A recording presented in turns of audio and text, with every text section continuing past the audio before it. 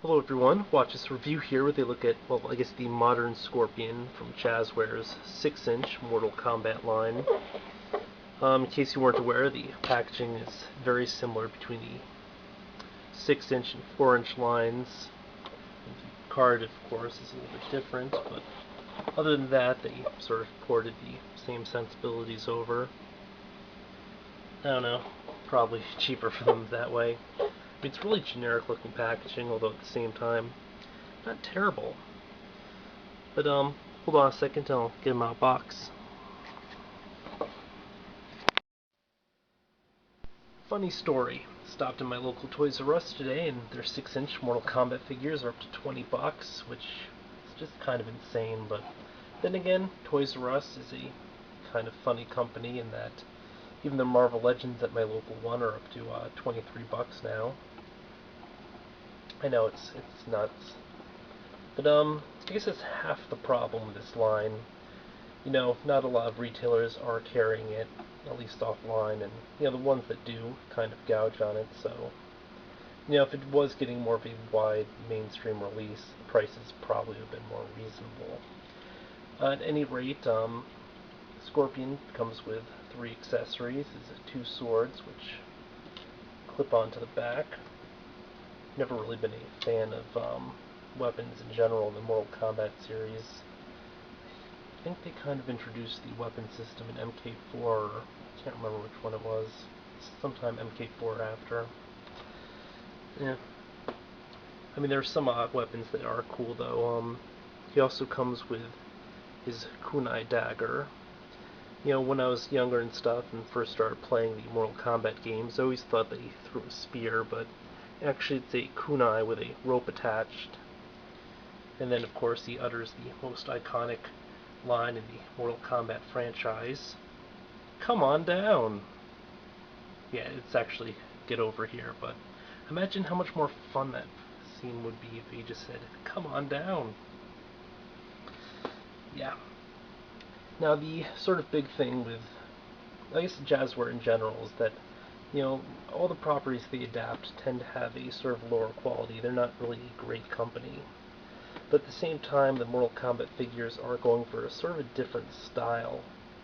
I mean, it's not quite like stuff you'll see from other makers. Now, between that and just the low level of quality, it really sort of hurts the line. And it sucks because I don't think that these are really terrible figures for the most part. It's just that in certain areas they're just really awful. Sort of a recurring flaw that I've noticed in the ones I picked up is incredibly loose joints. Yeah, which makes standing them kind of a pain. The other thing is these stupid exposed pin joints at the shoulders and hips, which is also stupid as well because they lose out on so much additional articulation the way that it's jointed, so we can't really kick forward or anything, and of course his knees barely move at all.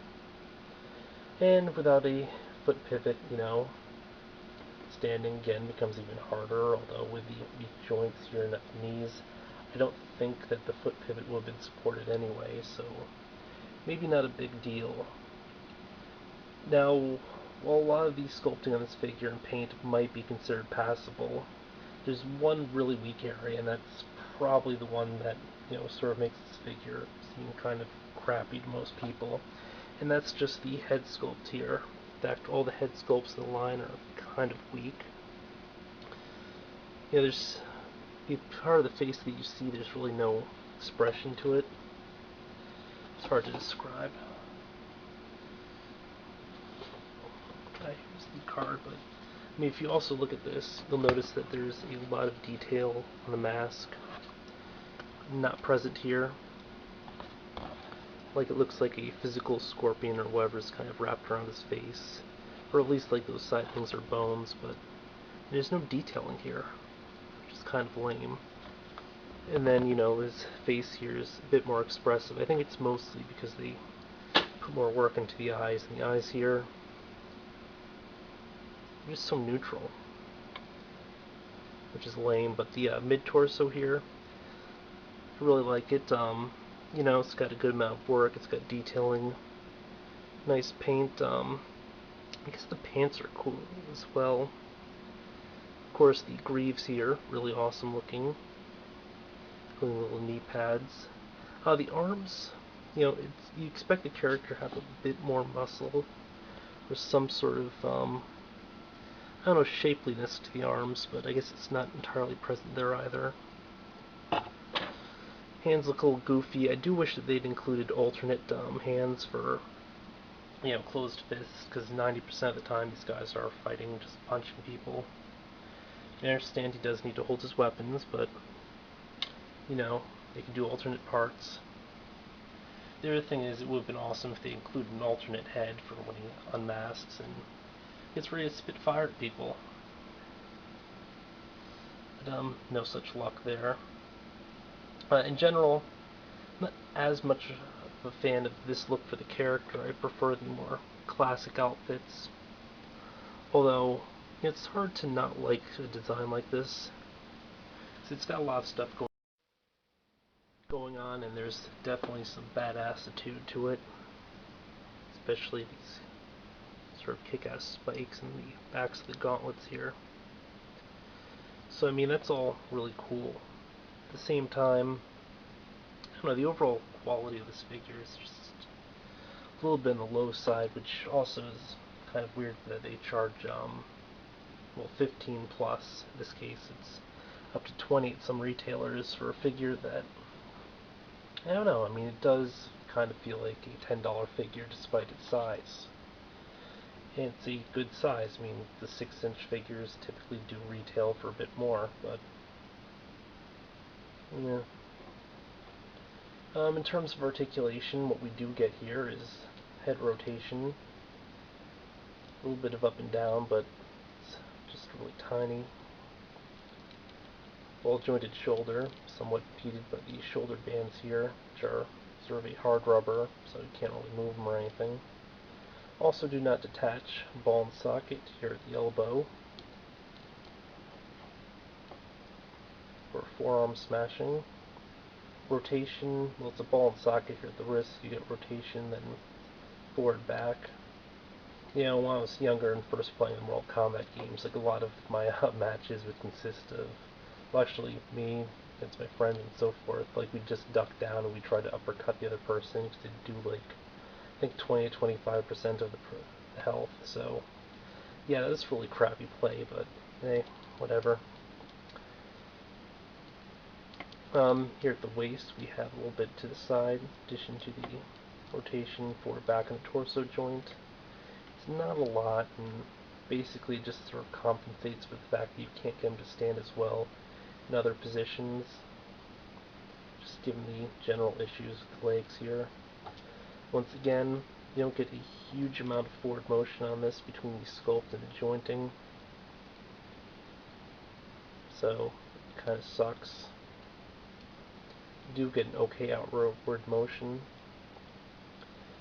You have a point of rotation at the thigh, sort of hinge here at the knee, and then it rotates right above the calf.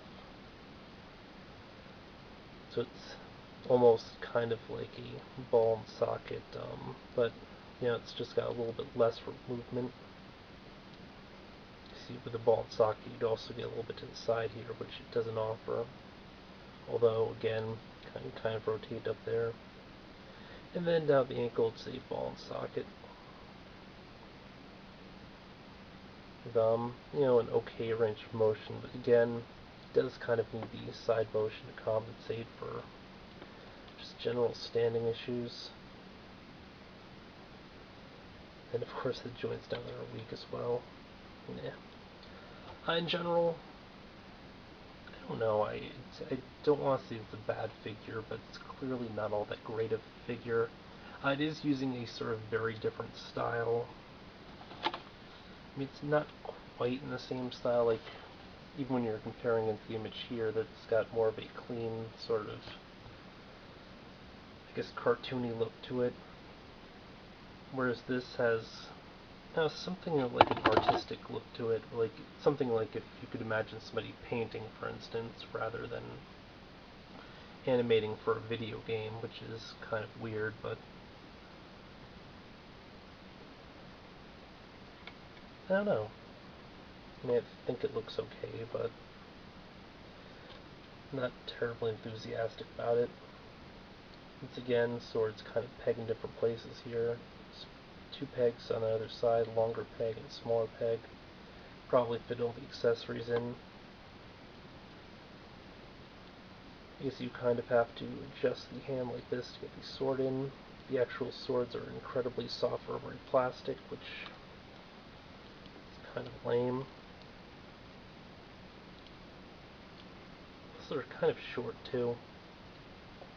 Yeah.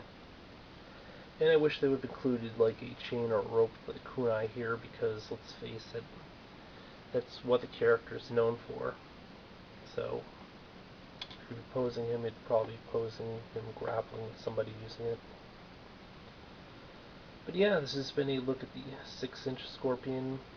They also have a classic version of him available. I don't recall if I've seen it retail or not, but I know that I've seen it for the 4-inch line. Just not at a store that I would pick it up because they'd be charging more for it. Which I know is a kind of petty reason, but I just honestly don't feel that these figures are worth quite what they are asking for, especially when compared to other lines which offer better articulation and more stable joints. And it's just sort of the general conundrum there. Especially because Jazwares always does such a sort of half-assed job with a lot of their stuff.